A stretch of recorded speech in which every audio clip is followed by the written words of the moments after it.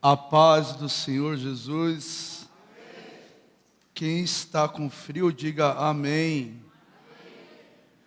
Por isso que eu senti vocês meus dalmos assim hoje, né? Boa noite. Boa noite, igreja linda de Jesus. A paz do Senhor Jesus. Amém. Agora melhorou. Glória a Deus, queridos. Esta noite, uma noite de festa, uma noite aqui da Santa Ceia, amém? Um culto abençoado, um culto especial, e eu tenho certeza que Deus vai falar conosco tremendamente essa noite, amém? Abra comigo as vossas Bíblias em Lucas, no capítulo 22. Lucas, no capítulo 22. Vamos orar. Eu vou pedir para estar colocando aí Lucas 22, 28 a seguir. Lucas 22, 28 a seguir. Amém? Senhor meu Deus, meu Pai amado, queremos te louvar, meu Pai, te agradecer. Obrigado pelo teu cuidado. Obrigado pelo teu amor. Até aqui, Senhor, tu tem nos ajudado. Até aqui, meu Pai, tu tem nos sustentado. Declaramos, meu Pai, total dependência de ti. Sem ti, nada podemos fazer. Clamamos a ti, meu Pai, esta noite. Revela-nos, meu Pai, a tua vontade, que é, meu Pai, boa, perfeita, agradável. Leva-nos à intimidade, leva-nos à comunhão. Manifesta, meu Pai, teu poder, a glória aqui nesse lugar. Que essa noite venha a ser uma noite de cura, uma noite de restauração, uma noite de comunhão contigo, Senhor. Usa a minha vida, que diminua eu para que tu cresças. Arranca do meu coração todo orgulho, toda a soberba, que toda a honra, a glória seja dada para ti. Repreendemos desse lugar todas as opressões, todo, meu Pai, dardo inflamável do maligno, nós anulamos. Toda a dureza de coração, nós anulamos em nome do Senhor Jesus Cristo. Você que concorda, diga amém. Amados, nós estamos aqui, mais uma ceia do Senhor. E o que o Senhor, Ele tem falado no meu coração, que eu quero trazer essa noite, da importância da mesa do Senhor. Ela não pode ser só mais um rito religioso. Eu me lembro, antes de ser cristão, antes de eu conhecer a palavra, eu ia, para uma outra religião, e eu cumpria um rito religioso, Eu fazia a questão, eu não tinha um compromisso, eu não tinha uma aliança, eu tinha a minha vida particular, mas quando chegava naquele dia, o domingo, eu ia lá para simplesmente cumprir um rito religioso. E quando nós se convertemos, queridos, e aí você passa de repente a conhecer a palavra de Deus, eu brinco, que eu falo que nós poderíamos de repente fazermos todo domingo a Santa Ceia. Por quê, pastor? Porque o domingo da Santa Ceia é o mais cheio. Queridos, mas aqui não se trata só de um pedaço de pão. Não se trata só de um suco, não. Se trata de nós sermos convidados a comer na mesa do Rei. Se trata de nós sermos convidado a estarmos em intimidade, comunhão com o Rei. O Rei está te chamando à mesa essa noite. O tema dessa palavra é a mesa do Rei. Vamos ler ali, queridos. Olha o que começa ali dizendo: vocês são os que têm permanecido ao meu lado durante as minhas provações. Eu designo a vocês um reino, como o meu Pai designou a mim, para que possam comer e beber no meu reino, e se assentar em tronos para julgar as 12 tribos de Israel. Jesus, ele falando com os discípulos, e ele diz, olha, então vocês são aqueles que permaneceram do meu lado. Vocês são aqueles que, suportaram as provações do meu lado. Eu tenho algo especial para vocês. Ali, queridos, vamos ver ali, o contexto é a última ceia antes da crucificação. Ele está dizendo, olha, o meu Pai designou a mim aquilo que eu vou designar a vocês. Eu tenho vos preparado um lugar que vocês vão comer e beber na mesa do meu reino. É claro, queridos, que nós estamos falando aqui no contexto em uma mesa que nós vamos alcançar um dia quando nós estivermos lá na glória de Deus, amém?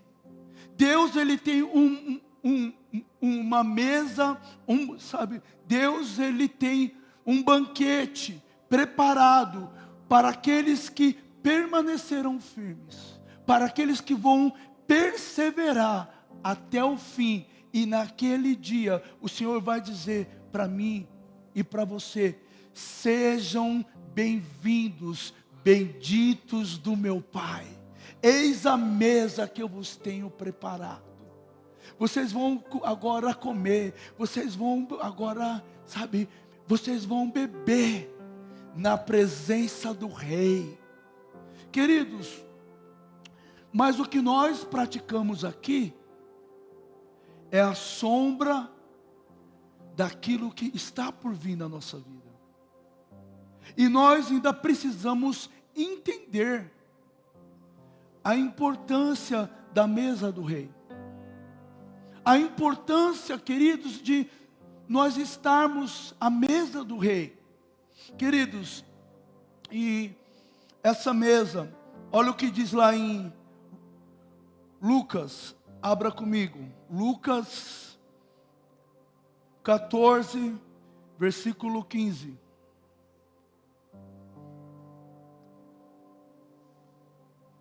Lucas,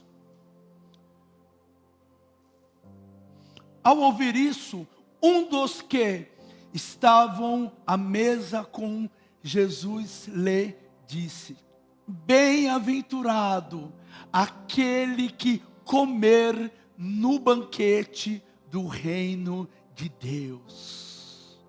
Bem-aventurado aquele que comer no banquete do reino de Deus. Ele está dizendo, como é feliz aquele que comer o banquete do reino de Deus. Você crê, queridos, que Deus, ele tem preparado um banquete para mim e para mim e para você, queridos, para nós? Você crê nisso? Então, essa noite é noite de festa.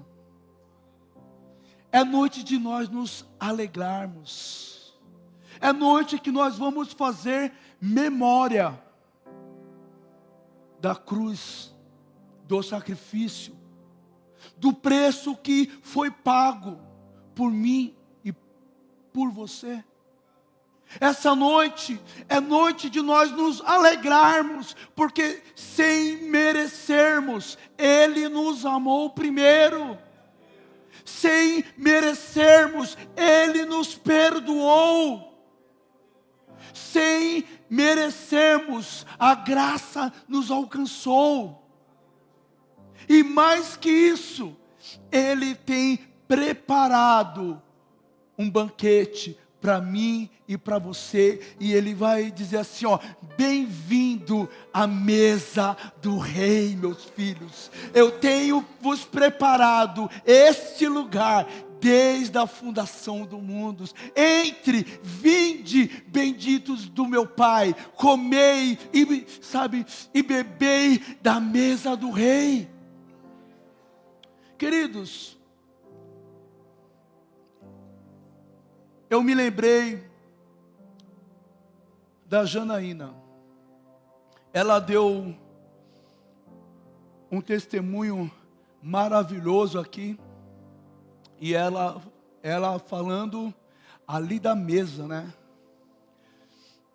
Ela falando que ela sentava ali na mesa, ela puxava uma cadeira e ela começava a falar com Deus. Senhor, ó, é isso, aquilo outro, olha, eu estou sentindo isso, hoje eu não estou bem, Senhor, hoje eu estou precisando disso, Senhor. Ela ali ainda colocava o café e ela sentava ao lado do rei. Quem não compreende isso, vai dizer, ela enlouqueceu. E eu concordo em Alexandre. Ainda bem que ela não está aqui, então podemos falar mal dela, né? Ela enlouqueceu por Jesus. Enlouqueceu pela presença do rei. Queridos, quando nós falamos de mesa, você está numa mesa, hoje em dia, talvez não é muito, né? Não é muito valorizado. As tradições, infelizmente, têm se perdido. Para o judeu, o sentar na mesa era um momento sagrado para a família. Era um momento sagrado, aonde eles iam ter ali na mesa, não era uma simples refeição, não. Era algo muito mais além, algo muito mais, queridos, ali também já profundo.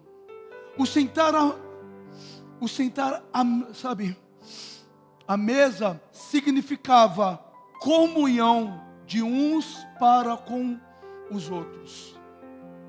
Significava estreitar relacionamento. O sentar à mesa significava transparência. É onde os judeus ali, eles sentavam à mesa e abria o coração.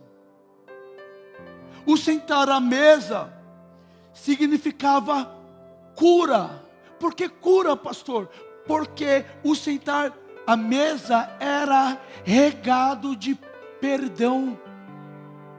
Havia o perdão, havia a cura, havia restauração de relacionamentos, havia renovação de aliança.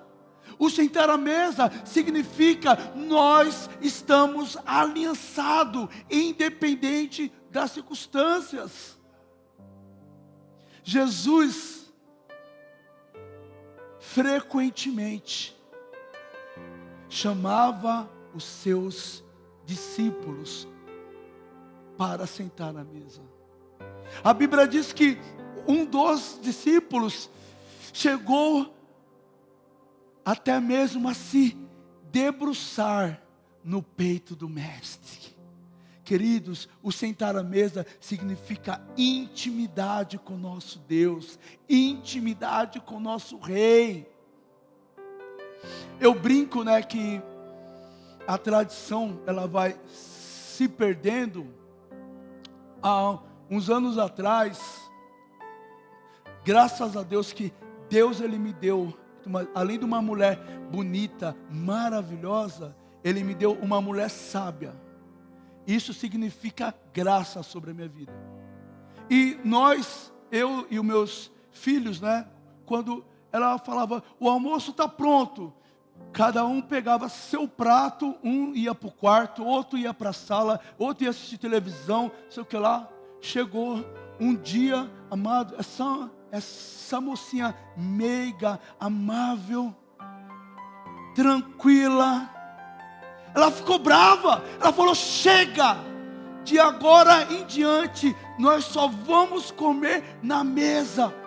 Eu olhei para ela assim, sim senhora, sim senhora. No começo a gente tentamos ali argumentar, não, mas está passando o jogo. Ela, que se lasque o jogo. Queridos, graças a Deus, de uns anos para cá, nós não abrimos mão de comermos junto na mesa. É ali que nós desabafamos. É ali que tem a transparência, a intimidade, sabe? Ali que nós colocamos o coração, que nós olhamos uns ali nos olhos dos outros, trazendo para a mesa do Rei. Deus, o Rei, Ele quer olhar olho com olho essa noite. Ele quer que você coloque o teu coração na mesa. Ele quer que você coloque as suas dificuldades na mesa. Ele quer estreitar relacionamento. Ei, o Rei está te chamando à mesa. A mesa, queridos, abra comigo. 1 Samuel 9, a partir do versículo 3. Vamos ler o que significa a mesa do rei. Aconteceu, perdão, 2 Samuel, desculpa, falando de mesa, aí aparece jumenta. Eu falei, meu Deus, que está acontecendo, Mas o erro foi meu, tá? 2 Samuel, agora sim. Da jumenta, passamos para o rei. O rei perguntou-lhe, resta alguém da família de Saul, a quem eu possa mostrar a bondade de Deus? Ainda há um filho de Jonatas, aleijado dos dois pés. Respondeu, onde está ele? Perguntou o rei. Ziba respondeu, na casa de Maquir, filho de Amiel, em Lodebar. Então o Davi mandou-lhe trazê-lo de Lodebar. Quando Mefibosete, filho de Jonatas e neto de Saul, compareceu diante de Davi, prostrou-se com o rosto em terra. Mefibosete, perguntou Davi. Ele respondeu, eis aqui o teu servo. Não tenha medo, disse-lhe Davi, pois é certo que eu o tratarei com bondade, por causa de Jonathan, o seu pai. Vou devolver-lhe todas as terras que pertenciam ao seu avô Saul, e você comerá sempre à minha mesa. Próximo versículo, por favor.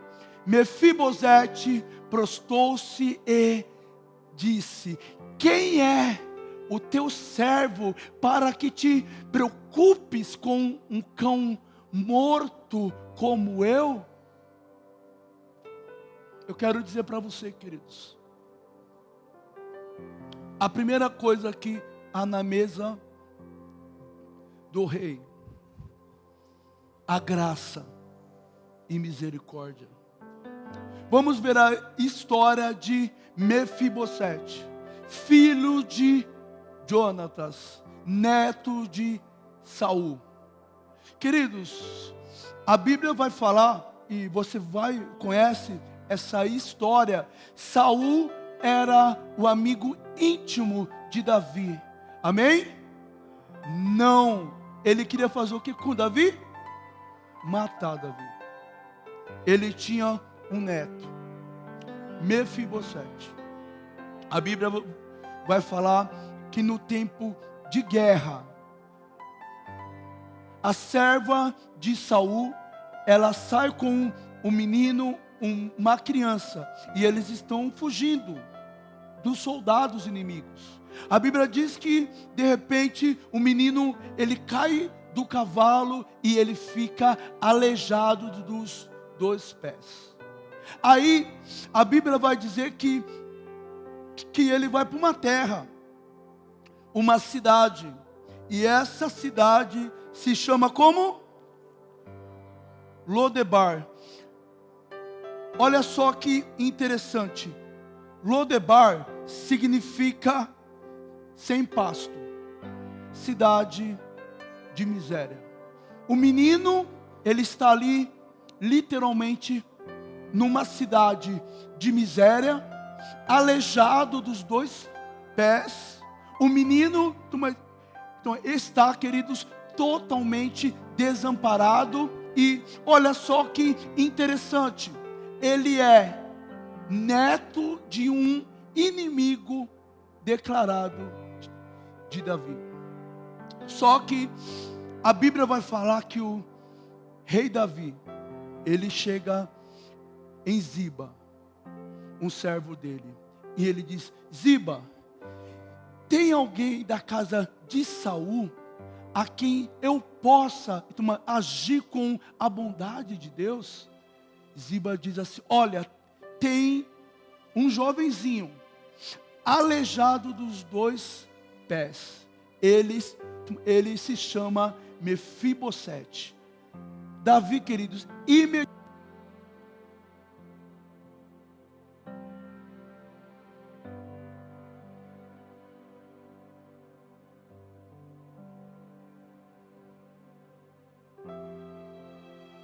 som.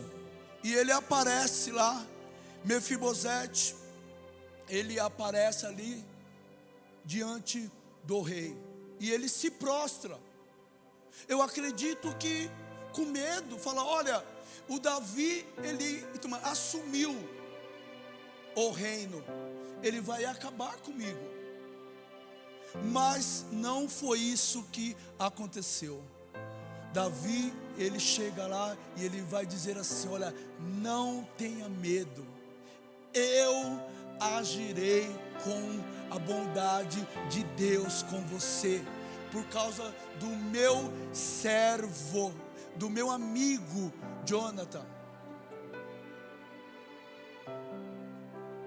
É ao vivo, queridos, calma, vamos lá. Eu agirei com você com bondade, por causa do meu amigo Jonathan. Aí, a frase que mais Deus falou no meu coração: quem sou eu para que tu hajas com bondade. Eu sou um cão morto. Ele estava falando assim: olha, eu não sou digno, eu não mereço. É muita bondade para mim, é muito amor. Eu não mereço este cuidado. Queridos, trazendo para nossas vidas, Deus, Ele conhece as nossas deformidades. Aquele menino era aleijado dos 2 pés, ele tinha uma deformidade. Olhando o cenário, em momento algum ele seria digno de estar na mesa do rei. Porque, querido, ele ia ser tratado por causa da sua, então, uma deformidade, como uma pessoa imunda. Ele não poderia estar em momento algum ali na mesa do rei. Quem sentava na mesa do rei eram os seus filhos, súditos, íntimos. Mas ali tinha um menino aleijado, um menino que era ali considerado imundo. Nós estamos essa noite na mesa do rei, não por merecimento, não porque somos melhores também do que ninguém. Deus sabe cada uma das nossas deformidades. Deus conhece o nosso andar e às vezes pisamos na bola, erramos, não somos dignos. Talvez o sentimento de culpa que Mefibosete ele tinha, talvez é o mesmo o sentimento que também você está aqui hoje. Quem sou eu, um cão morto, para que Deus haja com bondade para mim? Eu quero dizer para você, não é por merecimento, não é porque somos bons, não, isso é graça, isso é misericórdia. O rei te chama para a mesa. Vinde, benditos do meu Pai, sente na minha mesa, coma, beba, porque hoje eu te trato como filho. Você é filho, então seja bem-vindo à mesa do rei. É graça. A mesa do rei é um lugar de graça. É um lugar de graça. Olha só que interessante. Ele era aleijado, mas quando ele se sentava ali na mesa, as suas deformidades eram escondidas, não ficavam visíveis. Deus, Ele não olha para as nossas deformidades, Ele olha o coração. A mesa é um lugar de graça, um lugar de misericórdia. Amém? A segunda coisa, a mesa é um lugar de perdão. Abra comigo, Lucas 22.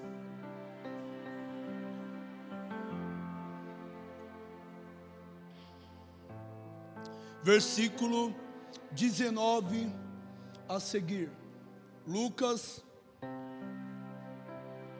22, a partir do versículo 19, diz assim: pegando ele o pão, deu graças, partiu e deu aos seus discípulos, dizendo: isto é o meu corpo, dado em favor de vocês, façam isto em memória de mim.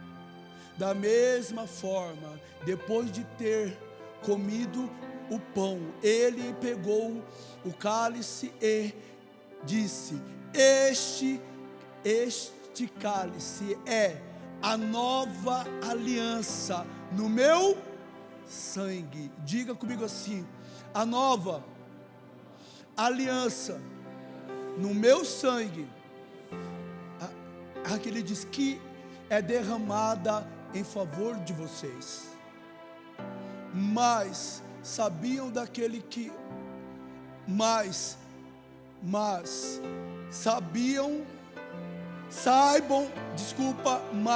saibam que a mão daquele que há de me trair está comigo até aí.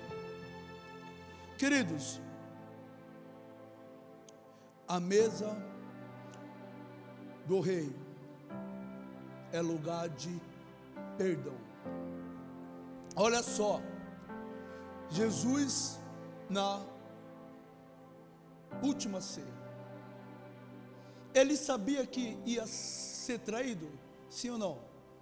Claro que ele sabia. Ele até diz: olha, tem um anjo que vai me trair. A mão dele está aqui na mesa. Aí os discípulos começaram a perguntar: sou eu, Senhor? Sou eu, Senhor? Só que ali talvez nós apontamos o Judas somente, né? Porque ele acabou ali, né?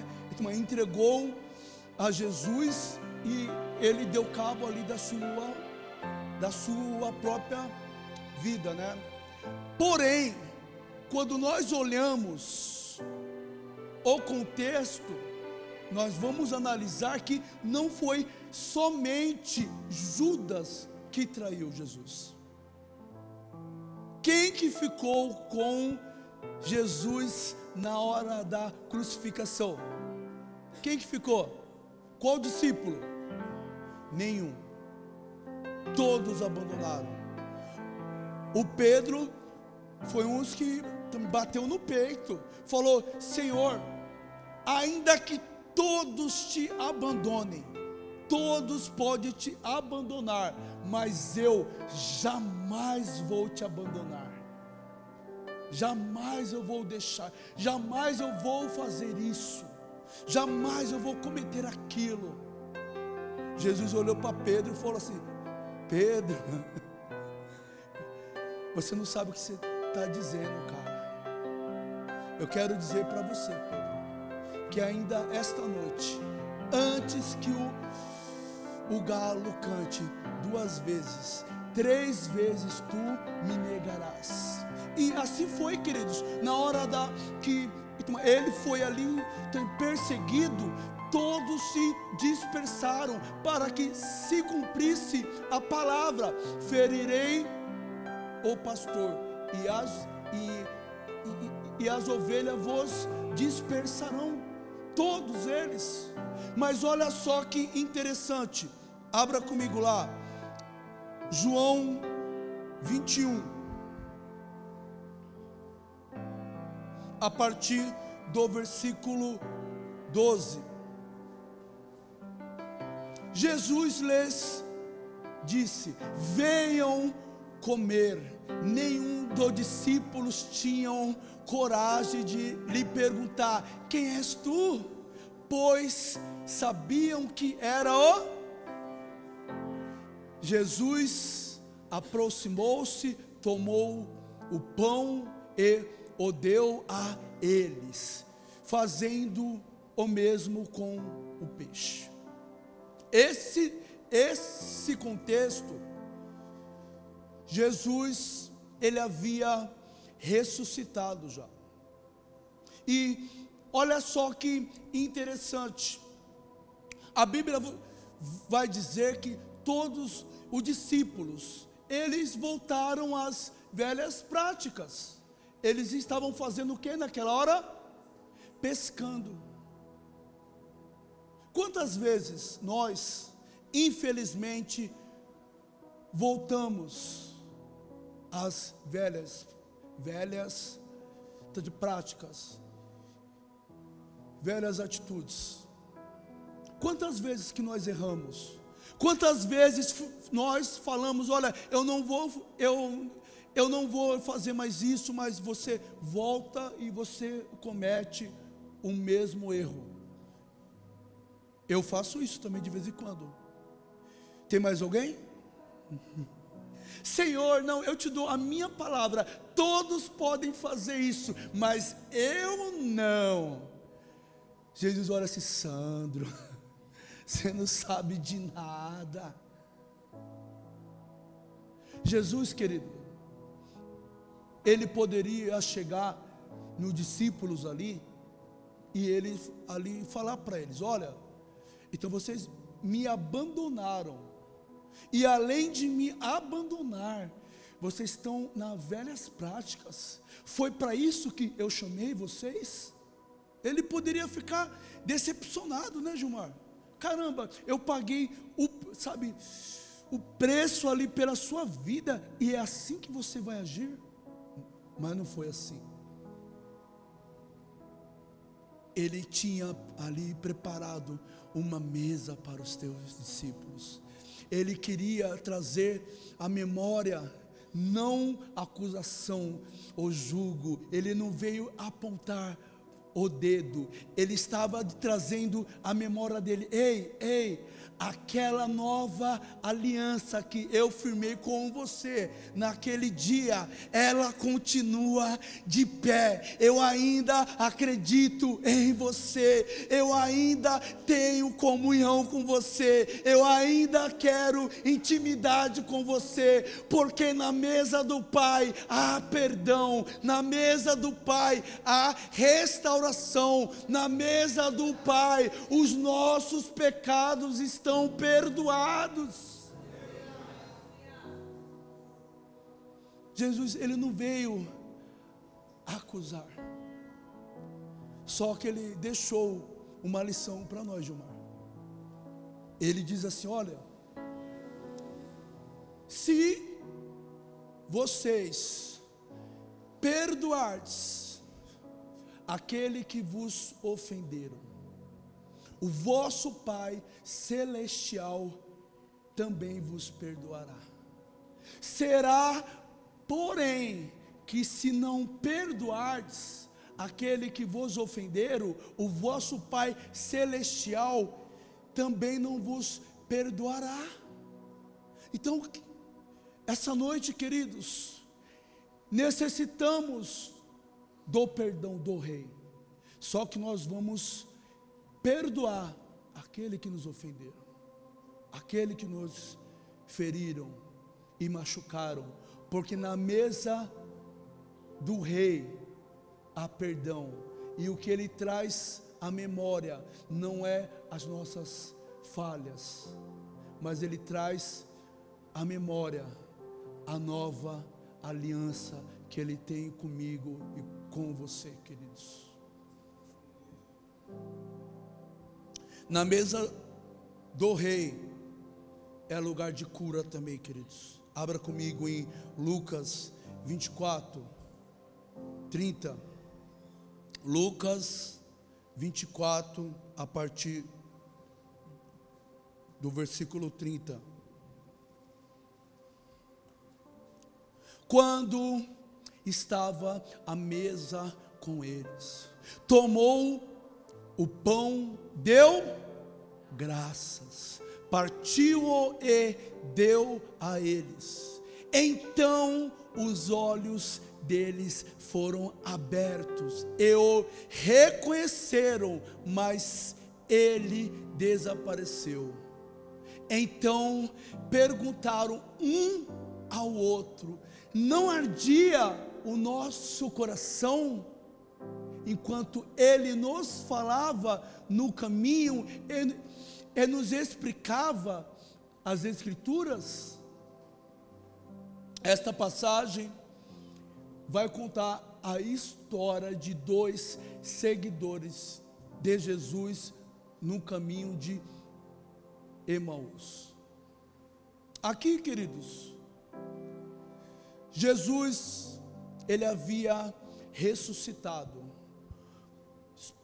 Porém, esses dois homens aqui, dois seguidores, eles não criam, ainda que eles ouviram falar, as mulheres, elas chegaram neles ali e disseram: olha, ele não está morto, ele vive. Porém, queridos, a frustração tomou conta do coração daqueles dois discípulos. Eles ali tinham a esperança de uma libertação, restauração.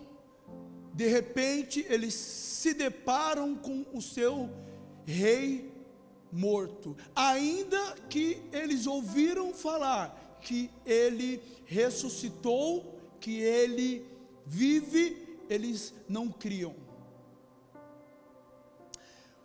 Quantas vezes que nós ouvimos falar que o nosso rei vive, só que nós, de repente, você e eu passamos por situações aonde a fé esmoreceu, aonde surge a dúvidas, aonde a incredulidade ela começa a tomar conta. Esses homens, a Bíblia vai dizer que Jesus, ele aparece no caminho de Emaús. O caminho de Emaús é onde nos leva para distante de Deus. O Senhor tinha dado uma direção. Ele falou assim: ó, vá ali para Jerusalém. Ele ia encontrá-los ali, mas eles estavam indo para Emaús, longe de Deus. A Bíblia fala que o Senhor apareceu aos discípulos e ele começa a conversar com eles. Por que vocês estão tristes? Ele falou assim: olha, então você é forasteiro aqui? Então você não soube Jesus, o Nazareno, rei dos judeus, ele que veio trazer a promessa, mas ele foi ali morto, ele foi entregue aos ali fariseus. Então você não sabe disso. E a Bíblia diz que Jesus do lado dos discípulos, mas diz que os seus olhos estavam como escamas e eles não conseguiam enxergar Jesus. Quantas vezes os nossos olhos espirituais, eles estão enfermos. Jesus está do nosso lado e nós não conseguimos enxergar Jesus. Jesus está do nosso lado, mas o nosso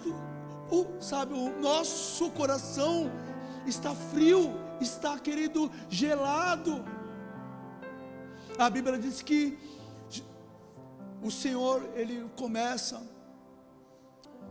a transcorrer as Escrituras, falando ali sobre as Escrituras desde Gênesis, começa a falar: olha, era necessário isso, tal. Mas a Bíblia diz que no partir do pão, quando ele ali parte o pão, os seus olhos foram abertos.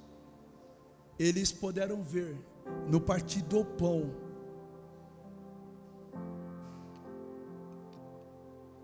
a cicatrização do seu mestre. Eu quero dizer para você, queridos, na mesa do rei é lugar de cura. Talvez você chegou aqui nesse lugar, a frieza, o desânimo, ele tem tomado conta do teu coração. Talvez a cada dia você se sinta longe de Deus, fora do propósito de Deus. Eu quero dizer para você que Deus tem cura, Deus tem restauração para você esta noite. Talvez você chegou aqui com os teus olhos como, queridos, escamas, aonde você não consegue ver nada de bom em sua vida. Eu quero dizer para você que Deus tem cura para você. Deus quer abrir os teus olhos espirituais, porque na mesa do rei há cura para você, queridos. Outra coisa, na mesa do rei é lugar de cuidado de Deus. Abra comigo, Salmo 78, versículo 19. Salmo 78. Duvidaram de Deus, dizendo: poderá Deus preparar uma mesa no deserto? O contexto aqui, o povo no deserto, o povo duvidando do cuidado de Deus, duvidando da provisão de Deus, duvidando da misericórdia de Deus. E quantas vezes nós estamos vivendo uma sequidão espiritual? Deserto, quando nós falamos de deserto, o que vem à nossa mente? Um lugar de solidão. Quantos se sentem só e duvidam do cuidado de Deus? Deserto é lugar de escassez, falta de provisão. Quantos estão no deserto em tempos de, uma escassez, aonde você, aos teus olhos, ali você não vê nada acontecer. E às vezes o nosso coração, ele age como o daquele povo. Poderá o Senhor, Ele colocar uma mesa no deserto? Eu quero dizer para você, queridos, Deus fez vir o maná do céu no meio do deserto. Eu profetizo sobre a sua vida. Talvez você que esteja passando por sequidão, há o maná diretamente do céu para a sua vida. Há provisão de Deus em sua vida. Uma vez eu vi uma frase da nossa amiguinha, a Duda. Eu não sei se eu vou conseguir me lembrar corretamente, mas a frase falava assim: quanto maior o deserto, maior o oásis. Quanto maior a sua luta, quanto maior as nossas lutas, a dificuldade, Deus vai nos presentear com um banquete no deserto. Eu quero dizer para você, Deus está cuidando de você, queridos. Não duvide, não duvide.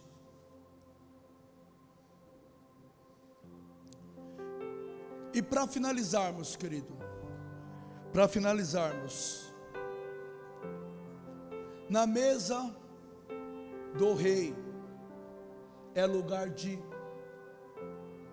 exclusividade. O que você quer dizer com isso, pastor? Deus não divide você com ninguém.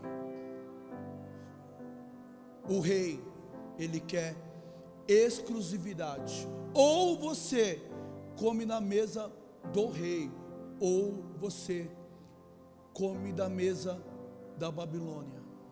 A escolha é nossa. Abra comigo em Daniel, no capítulo 1, a partir do versículo 8. Daniel 1, 8.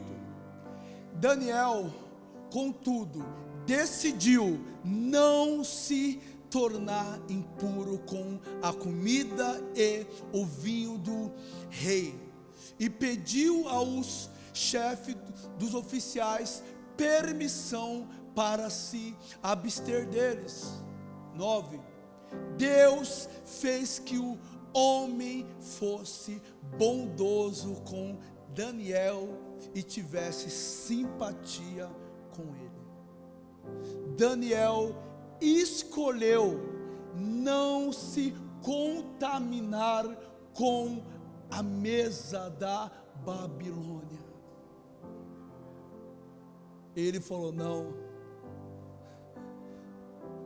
eu tenho outra mesa que eu como, eu sirvo a outro rei, ele tem exclusividade na minha vida, ele tem graça, ele tem perdão, ele tem o cuidado. Eu não posso me contaminar. Queridos, não dá para nós sermos ali participantes da mesa do rei e da mesa da Babilônia. Olha o que diz 1 Coríntios 10, 21, 22.